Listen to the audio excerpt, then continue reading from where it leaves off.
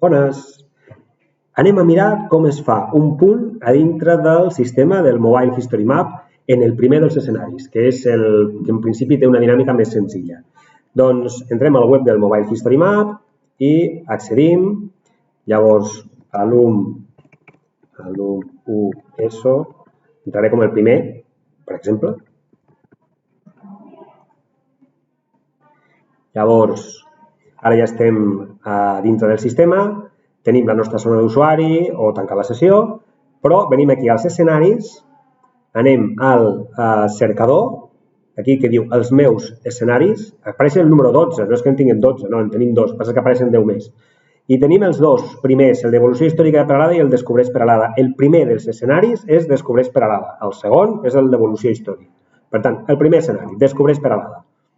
Llavors, ens apareix una mica d'informació aquí, podem apagar o amagar amb la I i fem un zoom enrere amb el ratolí i veiem que estem a Peralada. Llavors tenim el mapa típic de Google Maps i aquí també podem canviar a un mapa de tipus híbrid, en el que hi ha els carrers, els noms i la imatge de satèl·lit, o només la imatge de satèl·lit, sense carrers i sense noms. Aquí estem veient l'institut, sí? Llavors, anem a crear el primer dels punts. En el primer dels escenaris, el primer dels punts és el castell de Peralada. Hi ha un plafó ubicat en el lloc.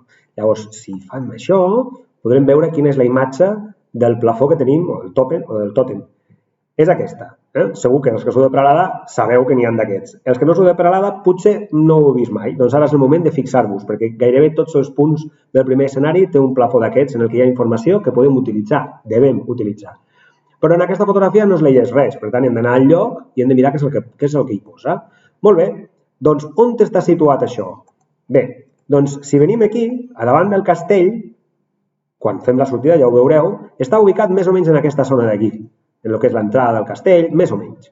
Llavors, vaig a generar un punt. Com ho faig? En aquest menú d'aquí tenim crear objectes, punt. Doncs vinc aquí i me diu info, aportaciones, o aportacions, català, castellà, anglès, per guardar o per esborrar si ens hem equivocat. Llavors, vinga, com ho faríem? És el primer punt. Tots els punts seran una mica iguals. Primer punt, segon punt, tercer punt, quart punt, no? Títol. Doncs, primer punt. El castell de Peralada. El castell de Peralada. Recordeu que estan aquí, en la guia, Castell de Peralada. Doncs això hi ha de ser, perquè si no, no sabem quin és el punt, no sabem de què parla. Aquí en introduir la localitat no cal, perquè no ens estem movent per un territori gran en el que hem d'anar a un poble, a un altre, no, sempre estem a Peralada, no cal. Llavors podem fer una posició manual o un posicionament per adreça. Fem posicionament manual i ens diu on te'l vols posar. Doncs si jo sé exactament on està, després de la sortida ho sabré exactament on està, ho poso. I aquí, després d'haver fet un clic, m'apareix aquest punt. Finalitzar, aquí, finalitzar posicionament. Doncs ara ja s'ha quedat amb la idea d'on està, però encara hem d'escriure les aportacions. Evidentment, aquest punt l'hem de posar en català, en castellà, primer punt. Aquí, home, una mica podem posar el Castillo, el que passa és que ningú el coneix com el Castillo, no sé, però bueno, castell. I en anglès, no? Ho farien igual. Llavors, aportacions. Cal crear el punt abans de poder crear aportacions. Això vol dir que hem de desar. I ara, que ja està desat en el sistema, ara diu, aquest punt no té aportacions. N'hem de fer, crear aportacions. I ara és quan tenim tot aquest menú en el que podem posar informació normal, de text, que és una de les coses que heu de fer, text en castellà, text en català, text en anglès. Llavors, aquí hi ha un títol de què és el que voleu descriure i tota la descripció, que a més podeu fer negreta, cursiva, tachat, i fins i tot podríeu afegir un enllaç a alguna pàgina web o alguna cosa que volguéssiu. Aquí, dades. Podeu posar segles, anys, èpoques, contemporània, moderna, medieval, antiga, prehistòrica, i aquí podríem posar etiquetes. Les etiquetes, per si no ho sabeu, són paraules, una o dues, que serveix per fer una búsqueda, una cerca per temes, de tal manera que si busco, per exemple, Peralada, i aquesta etiqueta la poso aquí, Peralada, doncs me sortirà. Llavors, fotos.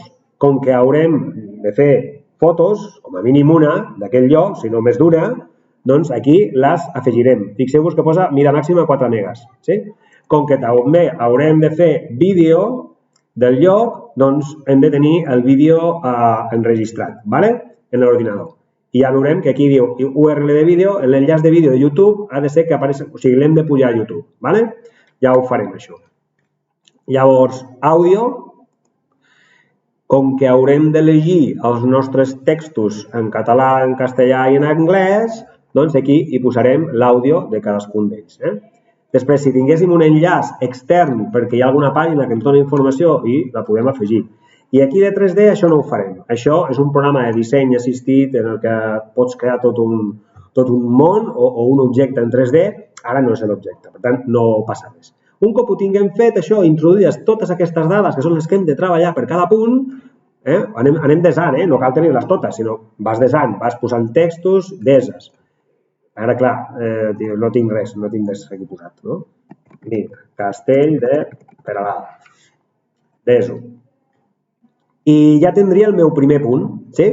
Aquí podríem anar saltant de diferents pàgines, si haguéssim posat diferents pàgines de text, podríem anar mirant, la imatge sortirien aquí, els vídeos també, la georreferenciació del punt, doncs és això, bàsicament és això. Si volguéssiu editar l'aportació, seria per aquí. Si volguéssiu editar el punt, seria per aquí. Si volguéssim afegir una altra aportació, afegir més informació, doncs per aquí. Vale?